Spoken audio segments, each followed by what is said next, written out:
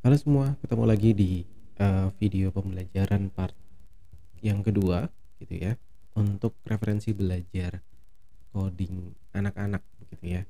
Jadi kalau misalkan kita mau explore sedikit gitu ya, di code.org ini ada begitu banyak platform ya, mungkin saking banyaknya membingungkan begitu. Jadi melalui video-video ini saya pilihkan beberapa yang menurut saya cukup menarik dan sudah dicobakan gitu ya.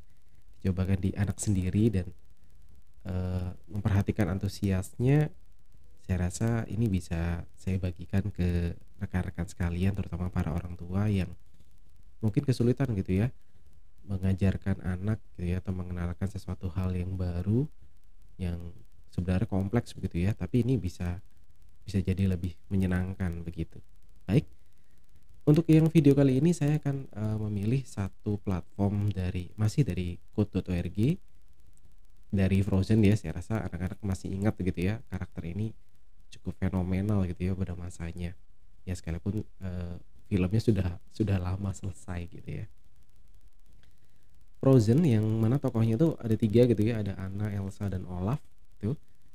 Kita akan menggunakan, platform belajar online. Jadi Bapak Ibu tidak perlu menginstal aplikasi apapun ya, cukup menggunakan platform ini untuk belajar. Sama seperti video sebelumnya yang terdiri dari beberapa rangkaian materi, platform belajar ini juga sama, dia kan, membantu anak-anak untuk menyelesaikan tahap demi tahap begitu ya. Jadi ini nggak harus diselesaikan langsung gitu ya, bisa dicicil dan orang tua bisa berinteraksi bersama gitu ya untuk menyelesaikan, model-model belajar yang ditawarkan di sini, gitu ya. Baik, mari kita mulai. Pergi ke code.org seperti biasa, kemudian kita masuk ke learn, kemudian kita scroll gitu ya, kita scroll. Mungkin di sini nggak kelihatan gitu ya, yang mau dicari, kita view more aja di bagian ini.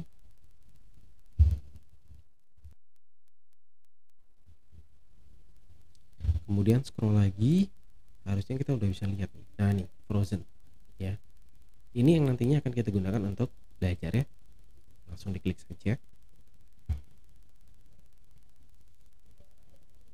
Ya, kelihatan ya materinya jauh lebih banyak daripada yang, sebelumnya begitu. Tapi jangan khawatir, ini semuanya mudah dan bisa diselesaikan gitu ya. Tentunya seperti biasa karena materi ini diambil dari Code.org yang mana pengantarnya itu masih menggunakan bahasa Inggris, mungkin Bapak Ibu bisa menemani putra-putrinya untuk belajar gitu ya dengan menjelaskan terlebih dahulu gitu instruksi-instruksi yang diberikan setiap tahapannya. Kita close saja. Sama ya seperti biasa, jadi platform belajarnya terdiri dari 3 konsol atau, ya 3 kolom gitu ya, ada kolom instruksi, ada kolom blok dan workspace di sini untuk mengatur bloknya, kemudian di sini adalah outputnya gitu ya. Nah, tujuannya adalah kita membantu si Elsa gitu ya, si Elsa of Arendelle gitu ya, untuk, eee, menyelesaikan petualangannya gitu ya, petualangannya gitu. Baik ya, ini kita oke seperti biasa. Kemudian kita masuk di bagian ini, kemudian dijelaskan gitu ya, help me create a single line. Ini bebas ya, bebas mau apa namanya, mau yang mana saja karena perintahnya di sini disuruh buat satu satu perintah aja. Ya udah ini di drag ini aja. Ya, when run, jadi ketika dieksekusi ini ya tombol run ini ditekan, maka dia akan forward, maju gitu ya. Ini kan gambar gambar karakternya Elsa itu menghadap ke kanan gitu ya. Terus kemudian ada garis ya yang menunjukkan dia tuh harus maju sampai ke posisi tertentu. Ya, kita nggak perlu mengubah komponen yang ada di sini ya.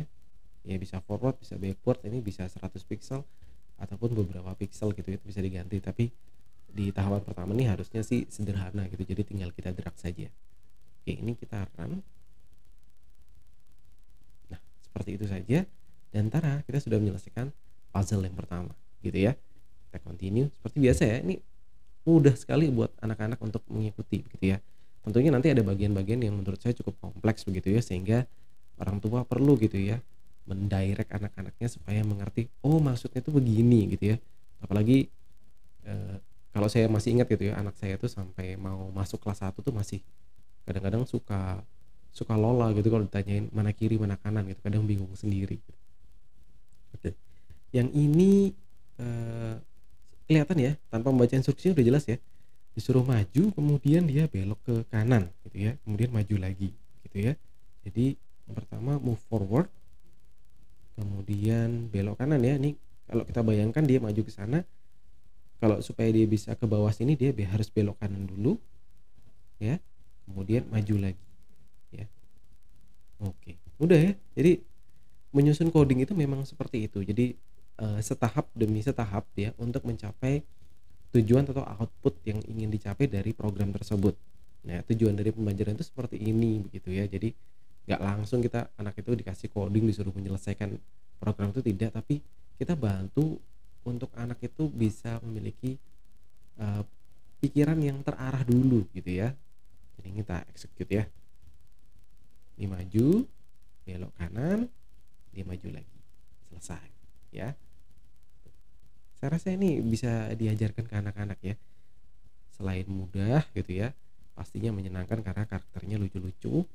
Kemudian yang penting itu adalah em, gratis gitu ya, gratis gitu. Itu yang paling menarik biasanya. Ini dia mau keliling gitu ya, kotak gitu ya, mau keliling-keliling, kita aturin gitu ya. Ini pertama maju 100 pixel belok kanan, belum selesai ya. Itu baru sampai di titik yang ini ya.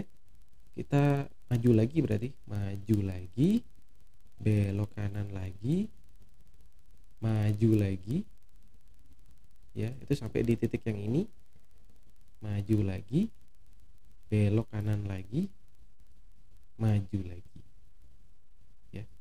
Seperti ini ya kurang lebih. Ini bisa dieksekusi ya. Oke. Jadi dibayangkan dulu ya, maju kemudian dia belok, maju lagi, belok, nih kuning-kuningnya ya kelihatan ya. Maju lagi, belok kanan lagi, maju lagi. Selesai ya.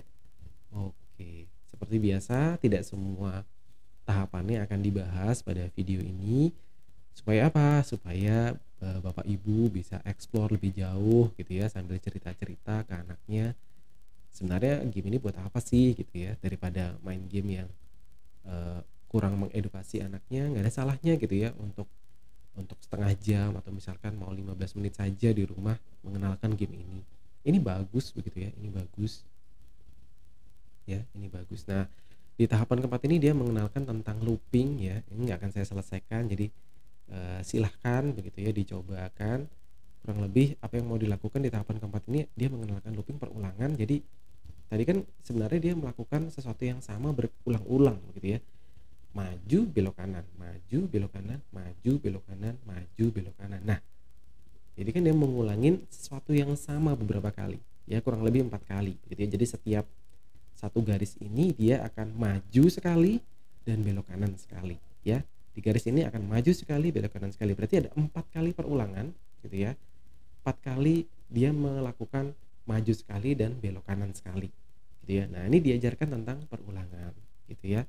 Video-video yang diberikan di sini itu sifatnya juga menjelaskan ya, kenapa ada logika perulangan di dalam pembelajaran coding ya. Mungkin Bapak Ibu bisa menemani belajar ya, mengingat materinya dalam bahasa Inggris begitu ya. Ini tinggal dipilih ya mau diulang berapa kali, karena di sini ada 4 kali perulangan, berarti dia mengulang 4 kali maju dan 4 kali belok kanan begitu ya.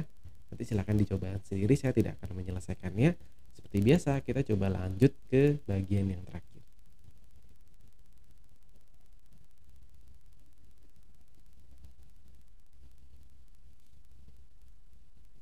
Oke gitu ya. Sini sekarang kita bisa mengatur dia mau belok kemana saja. Jadi kita bisa mengajarkan anak untuk membuat materinya sendiri ya, bisa buat bintang ya, bisa buat apapun begitu ya, macam-macam gitu.